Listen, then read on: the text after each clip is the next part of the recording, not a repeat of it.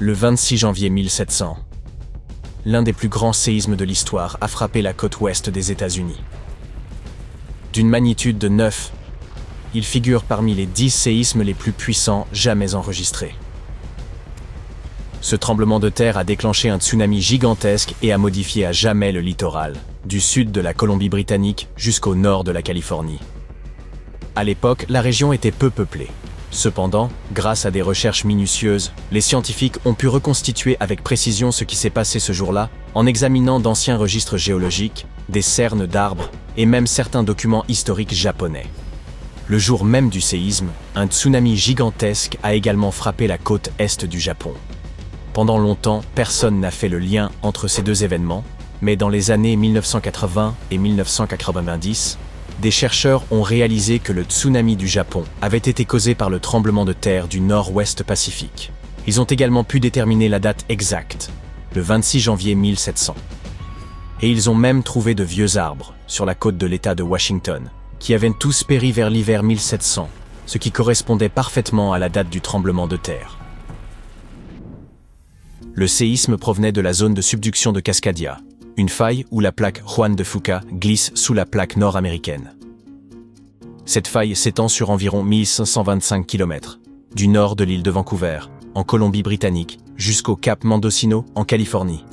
La pression exercée par les plaques en mouvement s'accumule au fil du temps, et tôt ou tard, un autre séisme dévastateur frappera cette région. Ce n'est qu'une question de temps. En examinant les archives géologiques, les dépôts laissés par les tsunamis passés et les signes de changement du niveau du sol, les scientifiques peuvent déterminer la fréquence de ces séismes de grande ampleur. Les responsables des plans d'urgence se préparent au prochain grand événement, qu'on appelle souvent le Big One. Les scientifiques estiment que les séismes dans la zone de subduction de Cascadia se produisent tous les 200 à 1000 ans. Et comme le dernier séisme majeur remonte à plus de 300 ans, le nord-ouest Pacifique devrait en subir un autre prochainement. Lorsqu'il se produira, il devrait être aussi puissant que celui de 1700. Mais cette fois-ci, il touchera environ 15 millions de personnes. Les dégâts seront considérables. Des bâtiments s'effondreront, des routes et des pistes d'atterrissage se fissureront et des ponts s'écrouleront. Les communications avec l'extérieur seront coupées. Mais le pire dans tout cela, le séisme déclenchera un tsunami gigantesque qui pourrait frapper certaines parties de la côte de Washington en moins de 10 minutes. La question n'est pas de savoir si la zone de subduction de Cascadia va se rompre, mais quand. Lorsque cela se produira, ce sera la pire catastrophe que les États-Unis aient jamais connue, pire que l'ouragan Katrina ou la supertempête Sandy. Une zone immense sera touchée, du sud de la Colombie-Britannique jusqu'à l'Oregon et au nord de la Californie. Cela signifie que des millions de personnes seront affectées. Fairchild est considérée comme une zone de rassemblement secondaire, en cas de catastrophe naturelle, la principale étant l'aéroport international de Grant County à Moses Lake. Pour ceux qui survivront au séisme et aux tsunamis initiaux, il se peut que les suites de l'événement soient tout aussi désastreuses.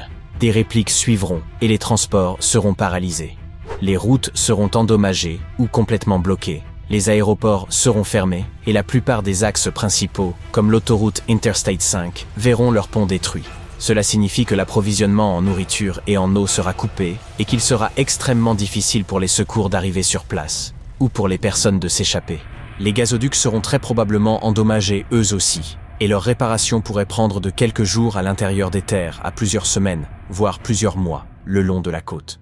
Les coupures d'électricité seront généralisées dans un rayon de 160 km autour de la côte, dans toute la région du nord-ouest Pacifique, et l'approvisionnement en eau pourrait être interrompu pendant 3 à 7 mois. Même les télécommunications seront coupées pendant 2 à 3 mois dans cette zone, mais aussi en Alaska et dans certaines parties de l'Asie de l'Est.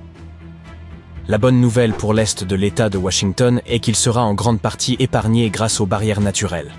Le tsunami pourrait toucher les gorges du Columbia, mais il perdra rapidement de sa puissance en raison d'un banc de sable sous le fleuve.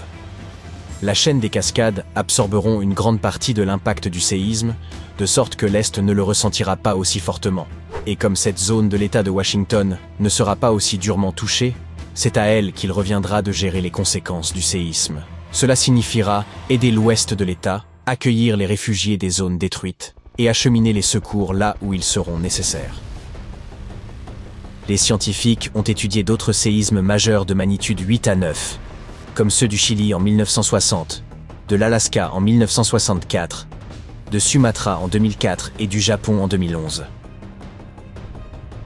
Ce type de séisme peut faire trembler le sol pendant 6 à 10 minutes, ce qui est très long.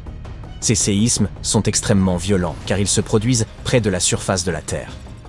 Il ne s'agit donc pas d'une secousse rapide, mais d'une secousse longue et forte qui peut causer d'importants dégâts. Si le séisme et le tsunami de Cascadia se produisaient demain, plus de 13 800 personnes pourraient perdre la vie et environ 107 000 personnes pourraient être blessées. Les pertes économiques dans les États de Washington, de l'Oregon et de Californie pourraient en dépasser les 70 milliards de dollars. Pour mettre ces chiffres en perspective, nous pouvons les comparer à ceux d'autres séismes majeurs. Lors du tremblement de terre de 1960 au Chili, environ 1650 personnes ont perdu la vie. Le séisme de 1964 en Alaska a fait environ 140 victimes. Le tremblement de terre et le tsunami de 2004 à Sumatra ont coûté la vie à environ 280 000 personnes. Et le tremblement de terre et le tsunami de 2011 au Japon ont fait plus de 20 000 victimes. Les autorités connaissent les dangers de la faille de Cascadia. Cependant, malgré toutes les mesures prises, personne ne peut prédire avec certitude ce qui sera nécessaire lorsque le grand séisme frappera. Immédiatement après le séisme et le tsunami, les zones situées en dehors de la zone sinistrée immédiate ne pourront pas apporter beaucoup d'aide, car les routes et les aéroports seront détruits et les ressources seront limitées. Comment pouvons-nous faire face à ce type de catastrophe et à ses conséquences? Nous n'avons pas encore toutes les réponses.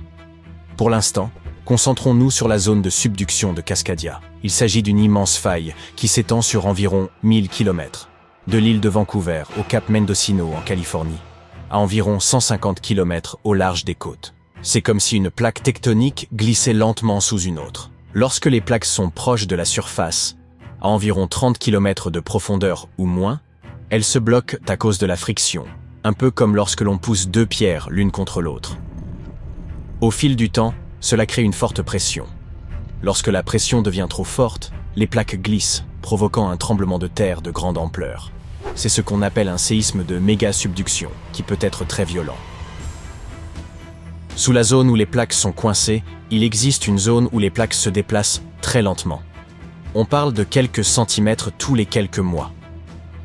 Ce mouvement lent permet de libérer une partie de la pression, mais il augmente également la pression sur les parties de la faille qui sont encore coincées. Cela signifie qu'avec le temps, les risques d'un tremblement de terre majeur augmentent. Ces séismes importants, qu'on appelle grands séismes de zone de subduction, peuvent atteindre une magnitude supérieure à 8,5. Les méga-séismes sont les plus grands séismes qui puissent se produire. Ils peuvent dépasser une magnitude de 9, ce qui est incroyablement puissant. Pour vous donner une idée, un séisme de magnitude 9 libère 1000 fois plus d'énergie qu'un séisme de magnitude 7 et 1 million de fois plus qu'un séisme de magnitude 5. Ces séismes se produisent lorsqu'une forte pression s'accumule dans une partie de la faille qui est bloquée, ce qui signifie que les plaques ne peuvent pas se déplacer les unes par rapport aux autres. Lorsque cette pression devient trop forte, la faille finit par se rompre, libérant toute l'énergie accumulée en une seule secousse massive. La zone de subduction de Cascadia est extrêmement longue. C'est pourquoi, si elle venait à se rompre d'un seul coup, elle pourrait provoquer un tremblement de terre gigantesque. Les scientifiques ont étudié cette région et ont découvert qu'à environ 29 km sous la surface, la faille est complètement bloquée. Les plaques ne glissent pas les unes sur les autres à cet endroit, mais plus en profondeur, les plaques commencent à glisser plus facilement, ce qui réduit les frottements. C'est important car cela nous indique la quantité de tension qui s'accumule dans cette zone bloquée et le risque qu'il survienne un jour un séisme majeur.